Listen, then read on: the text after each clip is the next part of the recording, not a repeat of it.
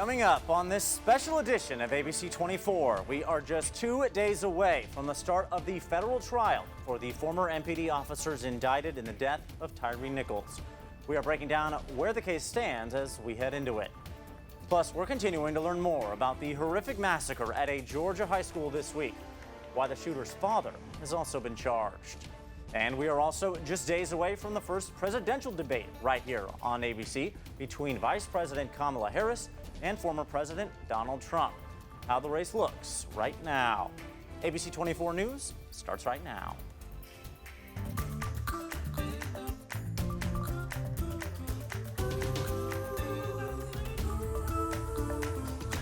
Good evening, and thanks for joining us on this special edition of ABC 24. I'm Kevin McNamara.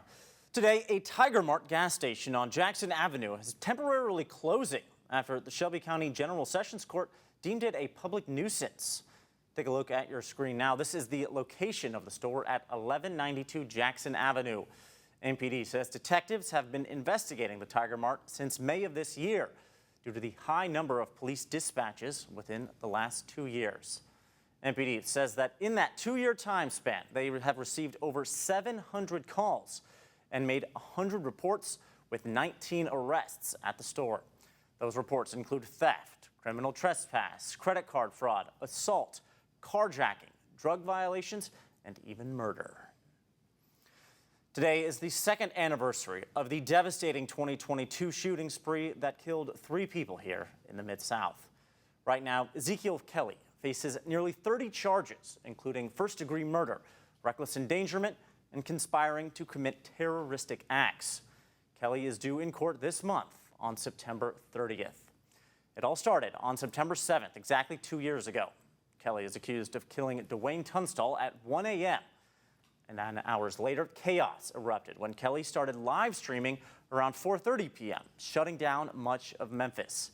He's also accused of killing Allison Parker and Richard Clark and injuring 3 others during this time. At one point, South Haven police said Kelly carjacked a man and took his Dodge Challenger at the raceway on State Line Road. Not long after that, Memphis police began a chase, and Kelly was arrested after crashing in Whitehaven. At the time of the shooting, Kelly was just 19 years old. He also faces charges in DeSoto County for charges of receiving stolen property, armed carjacking, and felon in possession of a firearm. Previously, Shelby County District Attorney Steve Mulroy said his office would be seeking the death penalty, and he remains behind bars without bond. Looking ahead, 3 of the 5 former Memphis police officers charged in the death of Tyre Nichol are due in court Monday. The federal case against Tadarius Bean, Demetrius Haley, and Justin Smith is set to start next week as the former officers face federal civil rights and conspiracy charges. That trial will start with jury selection, where about 200 potential jurors will be interviewed. The other 2 officers, Emmett Martin and Desmond Mills, have already pleaded guilty, and they will have a sentencing hearing in the coming months. And today at the Hickory Hill Community Center, an opportunity to start over. Members of the court clerk's office, the district attorney's office, law students, and other city officials volunteered a few hours of their Saturday to help over 170 people start the process of expungement, as well as the restoration of voting rights, reinstatement of driver's licenses, and the right to work. The clinic held pre-registration leading up to the event, so they knew beforehand everyone who came in today was eligible to have their records expunged. It's a win-win for everyone. It's a win-win for the individuals, and it's definitely a win-win for Memphians. We want to be able to get our citizens to be as productive as possible, be able to contribute, and be able to do what they need to do to be able to take care of their families. If you're interested in participating, these clinics are held multiple times per year, but keep in mind patience is needed because it's a months-long process. Over in Arkansas, the state ranks #1 for the highest maternal mortality rate in the country, but things could soon change. A new panel formed by Governor Sarah Huckabee Sanders released a report with details on how everything that they can do to fix it. The report says 50 to 60% of pregnancies in Arkansas are covered through Medicaid every year. But the state wants to increase Medicare options by providing quicker maternal care and creating a reimbursement plan for doulas. It is a really comprehensive plan and really includes all of the major gaps. It's a great first step for Arkansas. There are also plans to expand the number of healthcare workers and increase educational awareness in rural areas to encourage more prenatal care. ABC24 is continuing our promise to be solution seekers. We are listening to your community concerns and seeking solutions for problems in our city.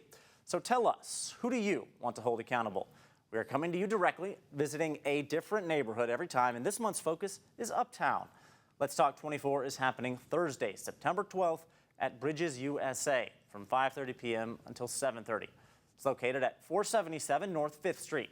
To register, scan the QR code on your screen or visit abc24.com for the registration link. If you live near Uptown, you're welcome to join. Come and share your concerns and your hopes for the community. Refreshments will be served, but if Uptown's not your neighborhood, don't worry, stay connected. We're coming to a community near you soon. Over in Germantown, summer is not yet over. The weekend after Labor Day has hosted the Germantown Festival for the past 51 years, and the tradition continued this weekend as an estimated 40,000 to 60,000 people will come out over the course of the festival. It's one of the largest arts and crafts fests in the Mid-South, with over 300 vendors selling all types of arts, food, and drink.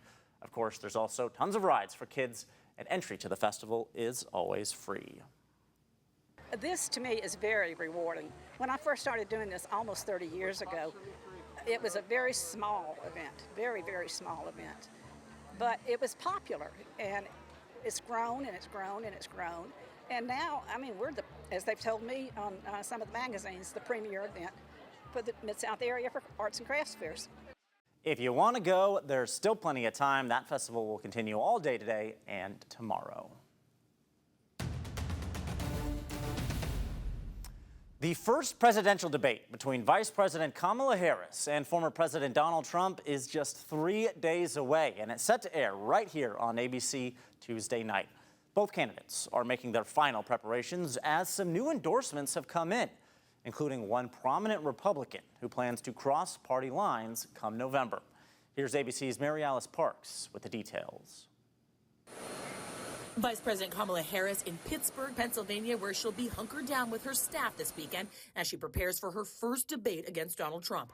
Harris making a campaign stop Saturday at a local eatery where she was greeted by an emotional supporter. We're going to be good. We're going to be fine. On Friday, the vice president getting a boost from one of the most prominent Republicans of the last 50 years. Former Vice President Dick Cheney saying that he will cross party lines and plans to vote for Harris, saying in a statement, there has never been an individual who's a greater threat to our republic than Donald Trump. He tried to steal the last election using lies and violence to keep himself in power after voters had rejected him. I'm honored to have their support, and I think it's an important statement right now. People are exhausted about the division and the attempts to kind of divide us as Americans. Former President Donald Trump, for his part, dismissing the endorsement, calling Cheney irrelevant. This week, he received an endorsement from the Fraternal Order of Police. Trump traveling to the battleground state of Wisconsin for a rally Saturday. Donald Trump is a threat to democracy. I'm not a threat. I'm the opposite. I'm keeping democracy. Friday, he was in New York, choosing to spend time appearing in court as his team appealed the jury's decision to award E. Jean Carroll $5 million in a sexual abuse and defamation case against him. The judge in his hush money case agreed on Friday to delay sentencing. He was convicted of 34 counts in that case of falsifying business records to cover up hush money payments to adult film star Stormy Daniels. He had been scheduled to be sentenced in that case on September 18th before the election, but the judge moving that to November 26th. Mary Alice Parks, ABC News, Pittsburgh. And in Georgia, the 14-year-old suspect in a shooting that killed 4 people at a high school and his father, who was arrested for allowing his son to have a weapon, will stay in custody after their lawyers decided not to seek bail Friday. Father and son appeared back-to-back, both charged in connection with the shooting that killed 2 students and 2 beloved teachers at Appalachia High School. Colt Gray, the 14-year-old, sitting just feet away from the families of his alleged victims. Moments later, his father, 54-year-old Colin Gray, brought in shackled, and a judge charging him with multiple felonies, second-degree murder, and involuntary manslaughter among them. Investigators say Gray knowingly allowed his underage son to have a gun, and sources tell ABC News he gave the teenager the assault-style rifle used in the shooting as a Christmas gift. I can see the elements that prosecutors are trying to put together to find liability. That if you miss red flags, that can land you, the parent, in jail. It's now the second case in the U.S. where a parent has been charged with involuntary manslaughter after their child was accused of carrying out a deadly school shooting. Karen McDonald prosecuted the historic cases against Jennifer and James Crumbley, who were both convicted after their son killed 4 of his fellow students at his Oxford, Michigan high school in 2021. Right now, the Mid-South certified most accurate forecast. Joined now by meteorologist Corey Smith for a look at the forecast. Corey, it's been beautiful, huh? Fall might be here. Perfect weather for this summer here. And like you said, a fall preview. Not sticking around, unfortunately. Okay, well, we'll take what we can get. We'll take it, and it's right on the weekend, too. So tomorrow looking great as well. If we take a look outside right now, nothing but sunshine here across the Mid-South. We got to 79 this afternoon. That's 10 degrees below average for this time of the year. So feeling more like an October day here across the Mid-South as we take a look going ahead. Cooler nights over the next couple nights. Temperatures in the 50s for some of us, a little bit on the chilly side. We'll be staying dry, though, to start off next week, and eventually some rain chances working in.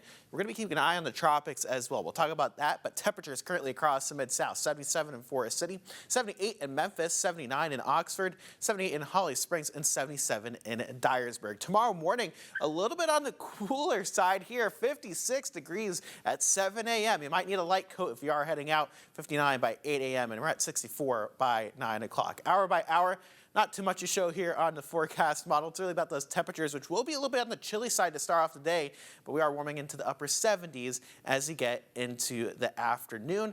If you are maybe heading downtown, looks like another gorgeous day on the way. Plenty of sunshine, 77 around 2 p.m., 79 around 4 o'clock, and we're sitting at 76 at 6 in the evening. Let's talk about going forward, though, what we can expect, because the first half of next week could be on the drier side. The tropics have been very quiet. It's supposed to be a pretty active season. We're starting to see some activity, and I want to take a look at this right here in the southern Gulf. Now, a high chance of tropical development in the next 7 days, according to the National Hurricane Center. If you take a look at our models right now, this cold front that moved through brought us the great weather today, continues tomorrow as high pressure sticks around as we go into the beginning of next week. We will start to warm up as you get Monday into Tuesday, so expect to get close back into the mid to upper 80s by the middle of the week. But we will be watching the Gulf of Mexico because you can see this low pressure down to the south. Models starting to potentially develop this into a tropical system, a named tropical system.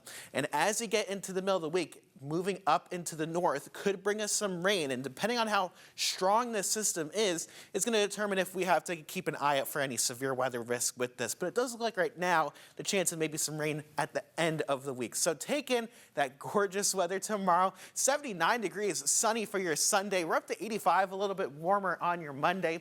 89, our warmest day of the week on Tuesday, and then we do start to watch for that chance of rain. It does lower temperatures because of the cloud cover as you get into the end of the week, but I think the good news, Kevin, is next weekend looking dry as well. How about that? I'd almost forgotten what the number 7 looked like in front of. It's been a while, and I will say just some great weather. Take it all in, and really not too hot. If 89's the hottest on a 7 day, no complaints from me. All right, certainly looking forward to it. Great football weather as well. That's all we have for you here on this special edition. We will be back on ABC24 after all that football is done this evening. We'll see you then.